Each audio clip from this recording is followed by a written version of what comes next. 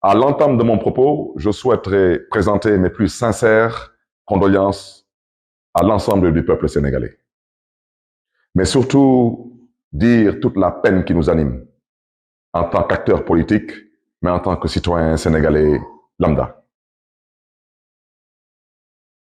Chers concitoyens, l'heure est grave. Mais nous devons faire confiance au génie du peuple sénégalais.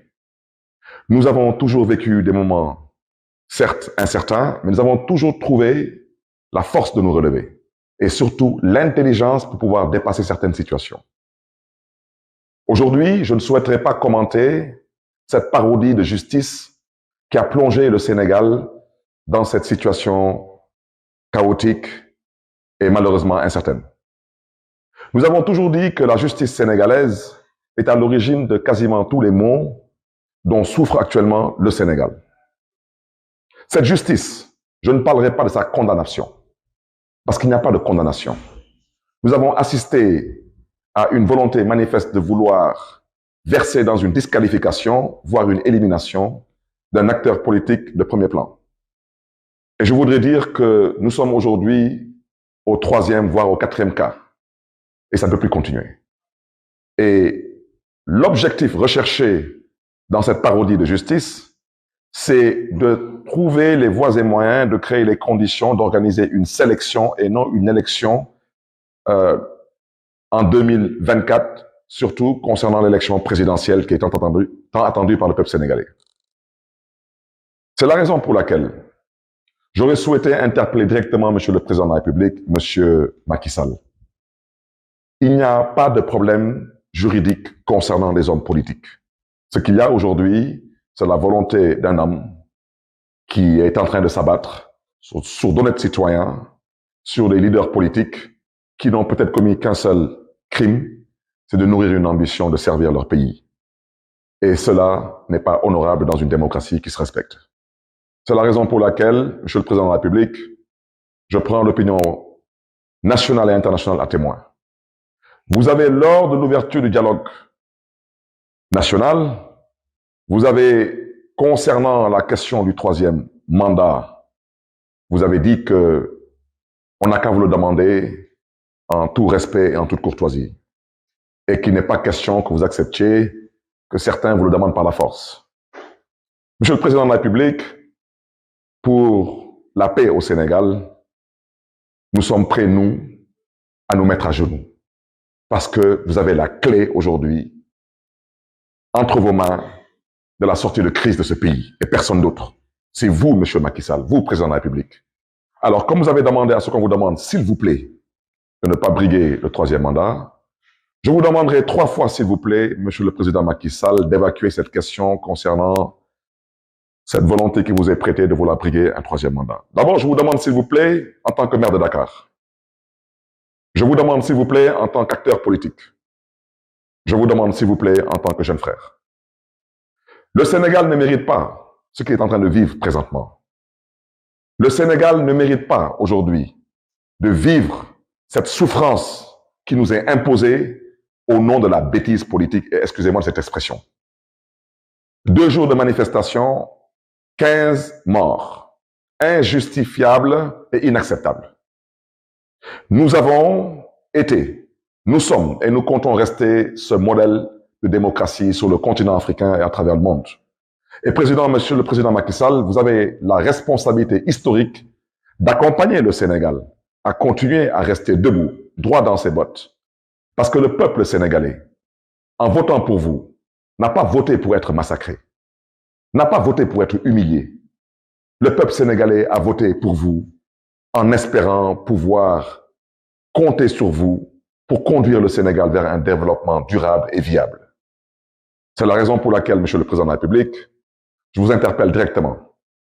Je vous invite à prendre vos responsabilités et à vous adresser au peuple sénégalais. Rassurez le peuple sénégalais. Prenez l'engagement de respecter vous-même vos propres engagements envers le peuple sénégalais, surtout lors du référendum que vous avez eu à organiser en revisant la Constitution du Sénégal, qui, vous l'avez déjà dit, et vous l'avez répété aussi bien au niveau national qu'à l'international, ne vous permet pas de prétendre briguer un troisième mandat. Parce que cette question, Monsieur le Président de la République, de votre volonté qui vous est prêtée, de vouloir briguer un troisième mandat, est à l'origine de tout ce qui se passe actuellement. Monsieur le Président de la République, vous n'avez pas le droit d'éliminer des adversaires politiques. C'est ça la vérité. Parce que si le président Abdoulaye Wade, au passage à qui je rends un vibrant hommage, avait décidé d'en faire de même, je ne pense pas qu'aujourd'hui vous serez président de la République du Sénégal.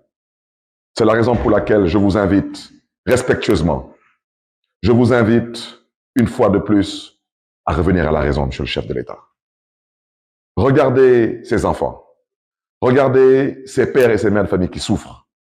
Regardez ce pays aujourd'hui qui est à genoux. Je vous invite à vous ressaisir.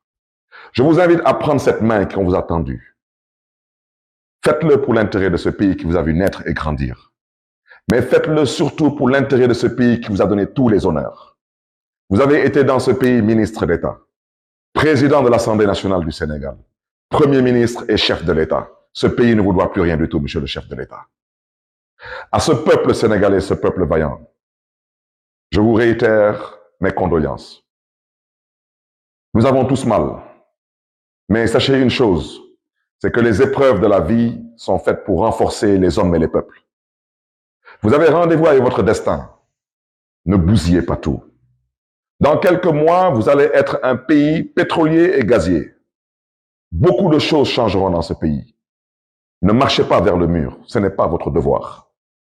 Faites preuve de tenue et de retenue, mais dans la fermeté et dans la dignité. Mais retenez ce que je vous dis. La politique, c'est comme cela. Et c'est comme cela, malheureusement, dans la plupart des républiques bananières. Lors de l'ouverture de ce dialogue, certaines personnes, pour ne pas dire certains acteurs de certains bords, ont agité leur volonté de voir éventuellement l'actuel président proroger son mandat d'1 an ou de 2 ans. Je vous invite à ne pas leur donner cette possibilité. Je le répète que dans un pays pas loin du Sénégal, on a vu récemment un président rester au pouvoir pendant plus de 10 ans sans organiser aucune élection, au prétexte qu'il y avait une rébellion dans le nord de son pays. Dans ces conditions, ne donnez pas à certains acteurs politiques le prétexte ou l'excuse de rester encore au pouvoir, sachant qu'ils n'ont pas droit à un troisième mandat. Faisons preuve d'intelligence, faisons preuve de responsabilité, faisons preuve de citoyenneté dans la dignité et la fermeté, mais n'insultons pas l'avenir. Je vous l'avais dit, si nous n'arrivons pas à nous entendre, il y a un acteur qui rentrera en jeu. Et depuis 48 heures, cet acteur est en ville. Vous me permettrez de saluer l'armée sénégalaise, de leur souhaiter la bienvenue dans leur capitale et de prier pour eux, que Dieu les garde, que Dieu les bénisse. Je souhaiterais, à l'endroit de cette grande muette, vous dire que vous avez toujours été la fierté de ce pays, la fierté du continent. Je vous invite à rester à la place qui est la vôtre. Je vous invite à nous faire confiance et je vous invite au besoin à nous accompagner à trouver des solutions de sortie de crise. Mais je vous invite surtout à rester aux côtés du peuple sénégalais. Mais je vous invite, vous, peuple sénégalais, sachez que chacun doit rester à sa place et ce pays doit continuer à être dirigé par la grâce de Dieu, par des civils. Faisons preuve d'intelligence et je fais partie de ceux qui pensent aujourd'hui que le président de la République du Sénégal comprend la gravité de l'heure et comprend qu'il n'y a pas de place éventuellement pour un troisième mandat. Ne bousillons pas ce pays, ne détruisons pas ce pays, ne brûlons pas ce pays, il y va de notre responsabilité. Je voudrais au passage remercier tous les chefs religieux du Sénégal, toutes religions confondues, toutes confréries confondues, pour leur engagement, leur posture, leur discours d'apaisement, de paix, leur invite à discuter, à dialoguer pour un Sénégal de paix, un Sénégal de stabilité et un Sénégal d'avenir. Et je ne terminerai pas mon propos en disant que je n'ai aucun doute qu'on saura nous relever le moment venu, sortir de cette impasse et comprendre que nous avons le devoir et la responsabilité historique de marcher vers l'essentiel. Sénégalaises, Sénégalais, que Dieu vous garde et que Dieu vous bénisse.